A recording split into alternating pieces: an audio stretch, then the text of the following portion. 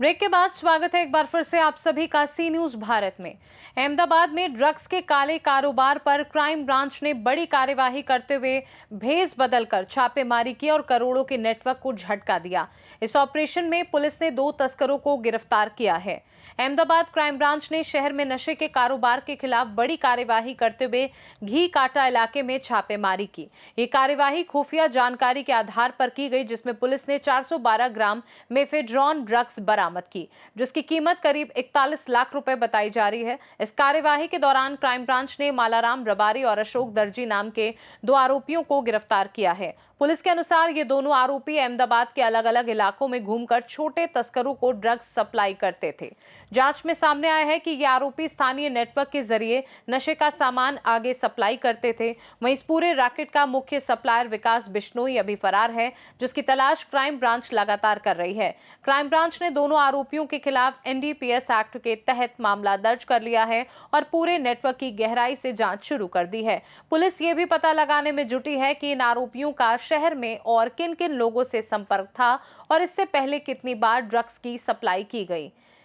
PIIN खसुरा और उनकी team इस पूरे मामले की गंभीरता से जांच कर रही है ताकि ड्रग्स के इस नेटवर्क की पूरी कड़ी को तोड़ा जा सके। राज्य में વધતા જતા નશાખોરીના દૂષણને ડામવાના ઉદ્દેશ્ય હેઠળ અમદાવાદ શહેર પોલીસ અને ક્રાઇમ બ્રાન્ચ દ્વારા આવી નશાકારક પદાર્થો વેચતા ઈસમો વિરુદ્ધ જે કડક ઝુંબેશ શરૂ કરવામાં આવેલ, તેના ભાગરૂપે આવી પ્રવૃત્તિ કરતા ઈસમો ઉપર ટેકનિકલ અને હ્યુમન ટેકનોલોજી દ્વારા જરૂરી વોચ ગોઠવવામાં આવેલ। તેના ભાગરૂપે ગઈકાલે 13 તારીખના રોજ ક્રાઇમ બ્રાન્ચ દ્વારા ઘી કાંટા નવતાડ પુળની સામે લક્ષ્મી માર્કેટ પાસે જાહેર રોડ ઉપરથી 2 ઈસમો માલારામ મગારામ દેવાસી અને અશોક કુમાર ઝાલાભાઈ દરજીને કુલ 412 ગ્રામ મેફેડ્રોન જથ્થા સાથે ઝડપી લેવામાં આવેલ છે અને તેમની વિરુદ્ધમાં ક્રાઇમ બ્રાન્ચ ખાતે ગુનો દાખલ કરી આગળની કાર્યવાહી હાથ ધરવામાં આવેલ છે। પ્રાપ્ત થતી વિગત મુજબ જે માલારામ મગારામ દેવાસી છે તે અને આ કામનો બીજો આરોપી અશોક કુમાર દરજી આ અગાઉ બંને મુંબઈમાં રેડીમેડ કપડાની દુકાનમાં સાથે નોકરી કરતા હતા અને ત્યાંથી છેલ્લા 6-1 માસ પહેલા જ ગુજરાત ખાતે આવેલા ત્યાં આ માલારામ મગારામ દેવાસીની ગામની નજીકમાં રહેતો વિકાસ જેતારામ બિશ્નોઈ, આ 3 આરોપી છે જે મૂળ રાજસ્થાનના છે અને જેમાં અશોક છે તે ડીસા ટીટોડા ગામ પાસે રહે છે। તો માલારામ મગારામ દેવાસી અને વિકાસ જેતારામ બિશ્નોઈ છે એ બંને દાંતા બાવળિયાની આસપાસના રહેવાસી છે અને બંને એકબીજાને સારી રીતે ઓળખે છે।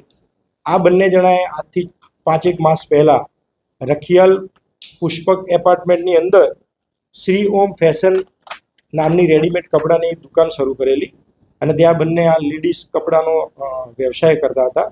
આ દરમિયાન જે આરોપી છે વિકાસ જેતારામ બિશ્નોઈ તે દાંતા બાવળિયા ગામ ખાતેથી મેફેડ્રોનનો જથ્થો લાવતો હતો અને તે જથ્થો માલારામ મગારામ દેસાઈને આપતો હતો અને માલારામ મગારામ દેસાઈ અને અશોક દરજી પોતે સાથે મળી અમદાવાદની અંદર ગ્રાહકો શોધી અને તેમને આ જથ્થો પૂરો પાડતા હતા।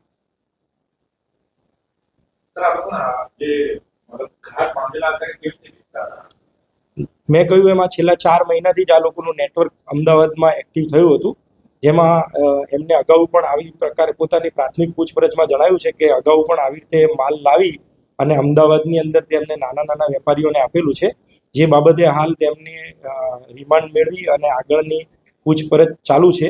કોને કોને માલ આપવામાં આવેલો છે અથવા આ માલ કોને કોને આપવામાં આવેલો હતો તે બાબતે ઊંડાણપૂર્વક તપાસ ચાલી રહી છે। માર્કેટ મુજબ આ લોકોના કયા પ્રમાણે માર્કેટ વેલ્યુ આનું 1 ગ્રામના 10,000 હિસાબથી આપતા હતા, જેથી 412 ગ્રામની કુલ મુદ્દત 41,20,000 થાય છે અને ક્રાઇમ બ્રાન્ચની જે કોમર્શિયલ ક્વોન્ટિટી પ્રમાણેની મુદ્દત ગણીએ તો 12,36,000ની મુદ્દામલ થાય છે।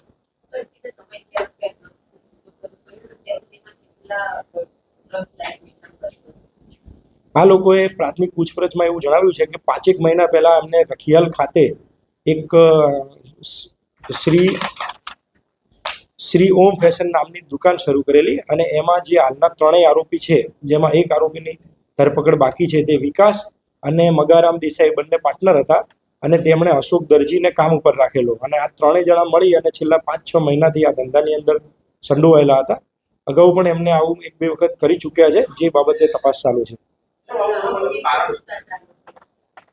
સોરી જી જે અશોક દરજી અને મગારામ દેસાઈ છે, તે અમદાવાદ શહેરની અંદર જે મેફેડ્રોન સાથે સંકળાયેલા વ્યક્તિઓ, અગાઉ પોલીસ સ્ટેશનમાં પકડાયેલા વ્યક્તિઓ, જ્યાં આવું પદાર્થોની ખરીદ વેચાણ થતી હોય તે વિસ્તારની અંદર ફરી અને સંપર્કો કરતા હતા ગ્રાહકોના અને ત્યાંથી તેમનું નેટવર્ક ઊભું કરી અને પોતાનો જે અહીંયા મોટા પાયે વેચાણ કરવાનો જે એમનો ઇન્ટેન્શન હતો તે એમને અહીંયા પાર પાડવાનો હતો. એ માટે આવા વિસ્તારોની મુલાકાત લઈ નાના નાના પેડલરોને સાથે મળી અને આ ધંધો કરવાની એમની વિચારણા હતી.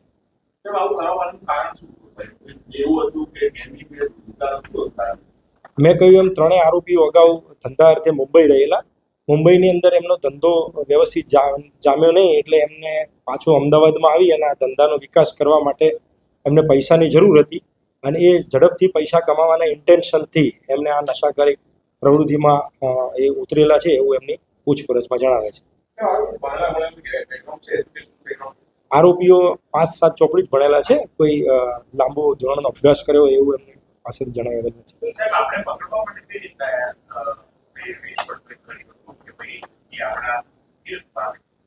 અમદાવાદ શહેરની અંદર જે આ નશાખોરીનું દૂષણ છે તેને ડામવા માટે ક્રાઇમ બ્રાન્ચ ટેકનિકલી અને હ્યુમન રિસોર્સિસ એક્ટિવ કરી અને આ પ્રવૃત્તિને ડામવા ઘણા સમયથી પ્રયત્નશીલ જ છે.